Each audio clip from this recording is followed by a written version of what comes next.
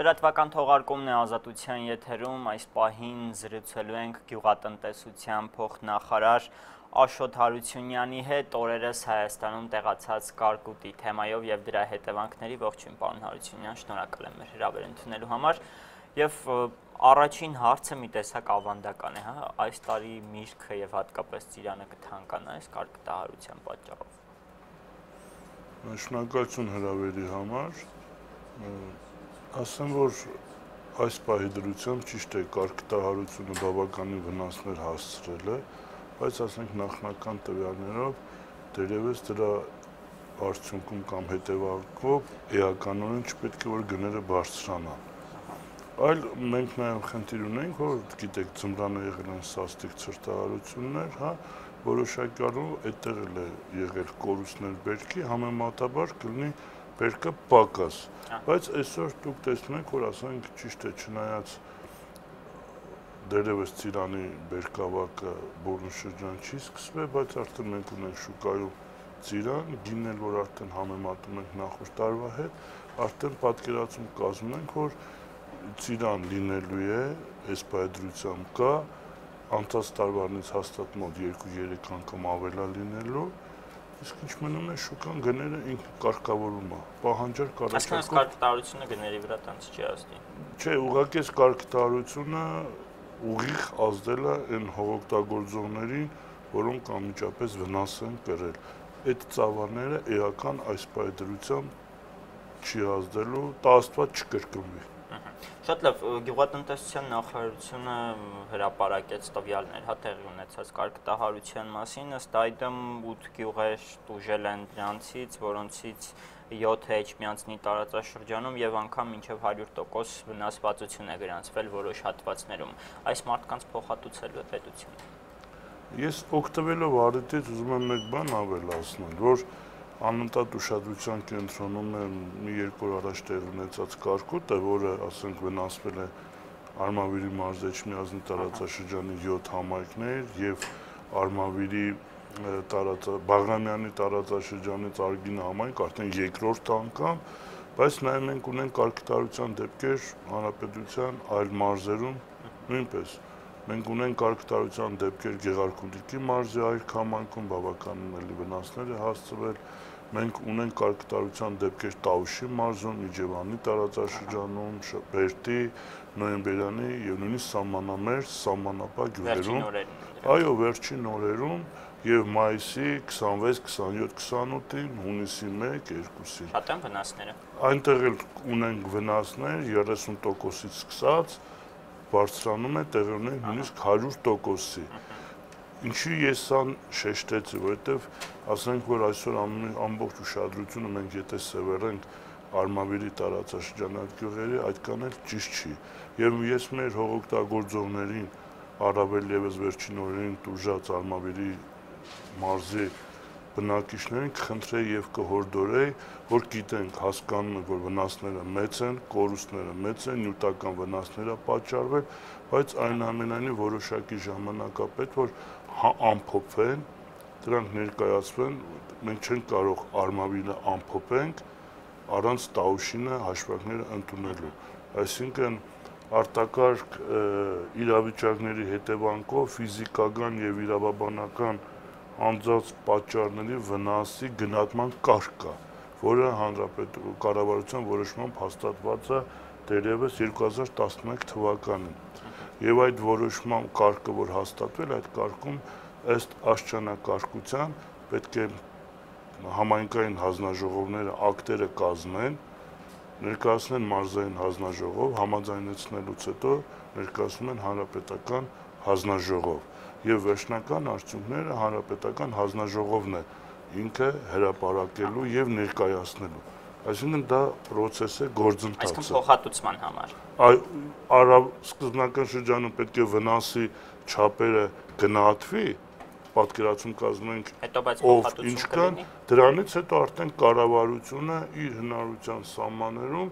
կկայացնի համապատասխան որոշում, ինչ ձևով, ինչ կարգով մարդկանց կփորձեն փոխհատուցեն, օգնեն, ընդառաջեն։ Այսինքն հաստատ չի, որ փոխհատուցվելու են։ դերևս մենք վնասի չափերը գիտենք, ասում ենք, հայտարարում ենք, որ 30-ից 100%, տարբեր մշակաբույսեր վնասվել են տարբեր աստիճանով եւ ելնելով դրանցից էլ հաշվելու են կոնկրետ վնասի չափերը։ Ասենք մեկ մշակաբույսը ազգային վիճակագրական ծառայության միջին տարիների գներով պետք է հաշվեն, ասենք կարտոֆիլի գինը, ծիրանի գինը, հա, դրանից ելնելով պետք է արդեն ստանան արդյունք մոտավոր թվային արժեք, որ արդեն դրանից ելնելով հասկանան կառավարությունը ինչ է ի վիճակի անելու, ինչ ծևի կարող աջակցություն հանդես բերել հողօգտագործողին, որովհետև համայնքը ամբողջությամբ չի տուժել, համայնքի ամբողջ ազգաբնակչությունը չի տուժվել, եւ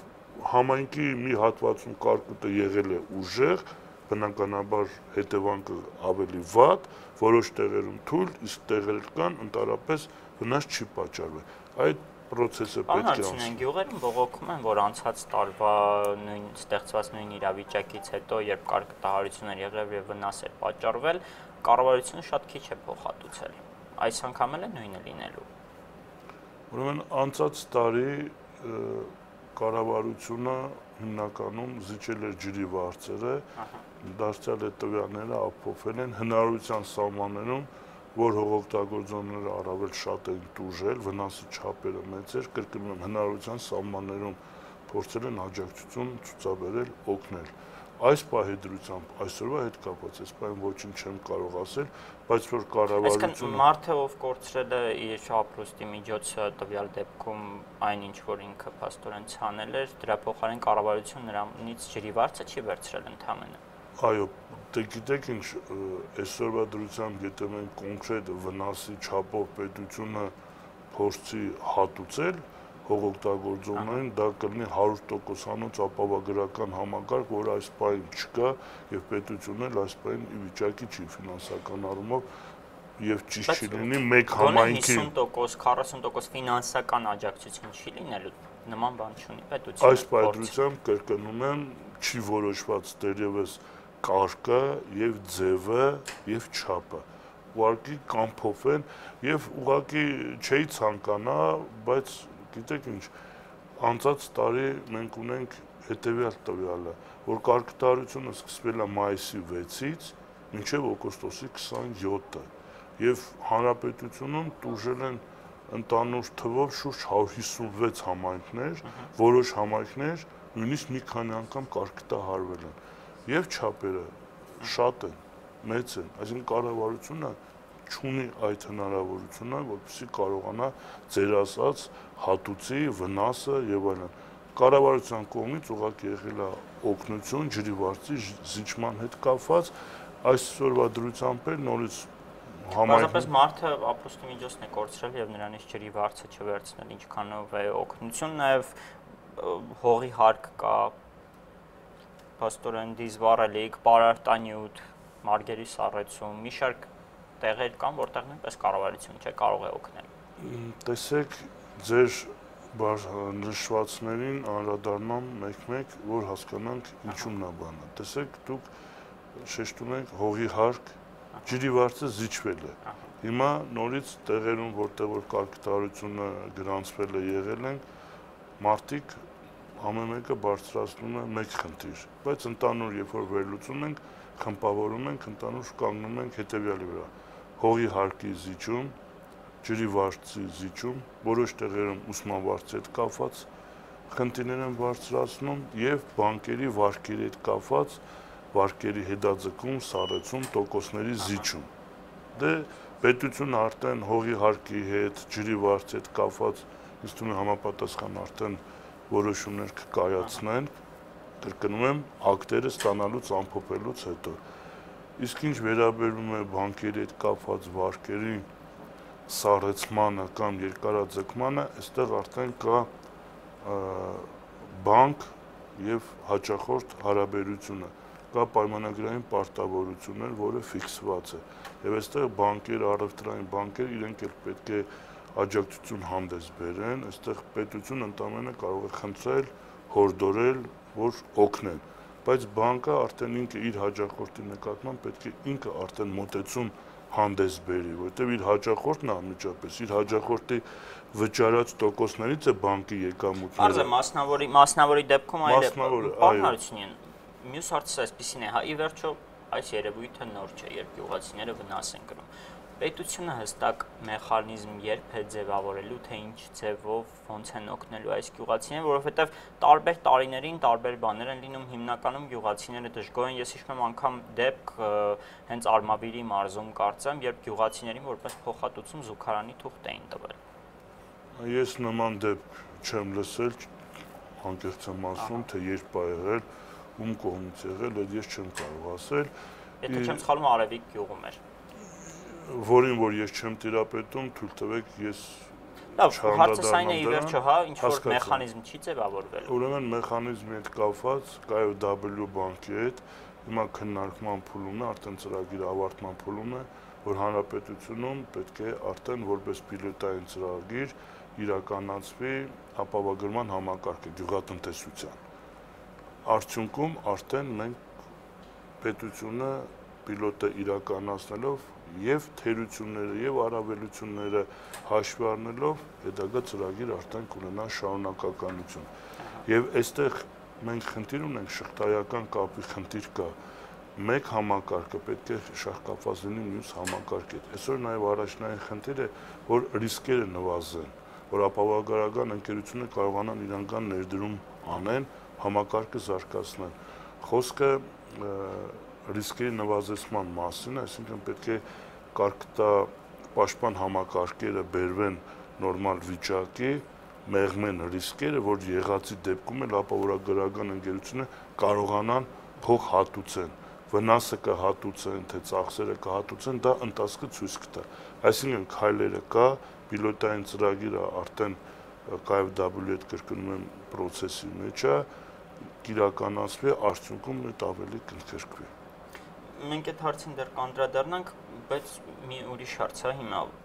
Մրգաստան, Այգեշատ, Դաշտ, Դող, Սամբերտ եւ այսպես շարունակ, այս գյուղերում հակակարգտային կայան չկար։ Ուրեմն Այգեշատ համայնքում կար եւ զուգահեռ ասենք մոտակա համայնքներում նույնպես եղել է։ Ուղղակի այդ դեպքում այս գյուղերը տուժել։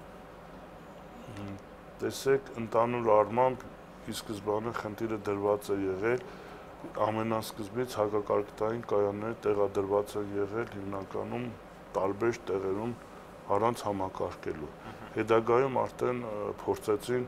համակարգել, որպեսզի արդեն պաշտպանիչ վահան որպես առաջի երկրորդ շղթա, որ հիմնականում որտեղից որ մուտք են գործում կարկտաբեր ամպերը, որպեսզի կարողանան ժողովրդի լեզվով ասած դեմը առնեն։ Եվ հիմի ոչ ամբողջ համայնքներում կա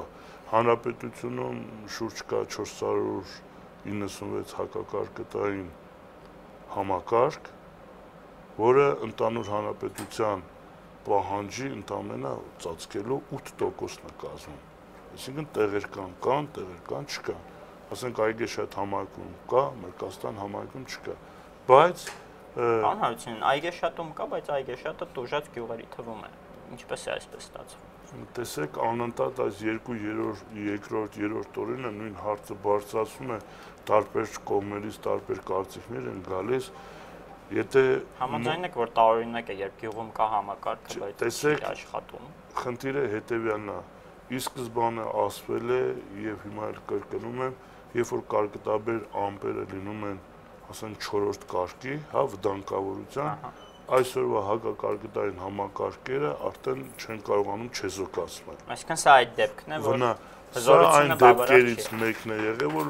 իր հզորությունը չի բավականացրել չեզոքացնելու, բայց արդեն օպերատիվ խոսել ենք, հանդիպել ենք, զրուցել ենք եւ համակարգը սպասարկողների հետ եւ կհամապատասխան ինֆորմացիան երևում է, որ տեղեր էլ եղել են, որ ինտենսիվ աշխատել են հակակարգտային կայանները եւ արդյունքում որոշ համակարգներ փրկվել են, իսկ որոշ տեղեր վնասի չափերը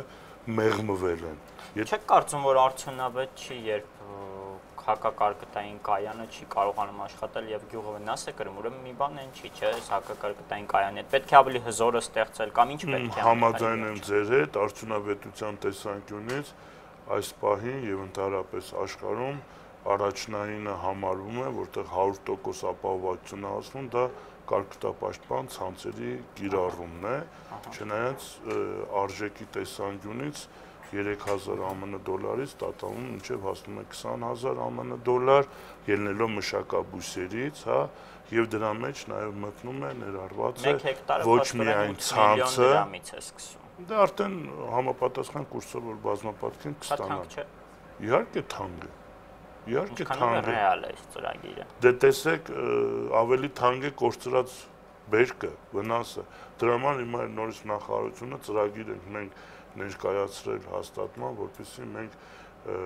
ներդնենք կարգտապաշտպան ցանցերի կիրառումը, որ կարողանանք ինչ-որ չափով աջակցենք հողօգտագործողներին, որ հասկանանք նորից մեր հնարավորության սահմաններում տարեցտարի գնանք դրան, միանգամից հնարավոր չէ, ահռելի գումարներ են դրան հարկավոր։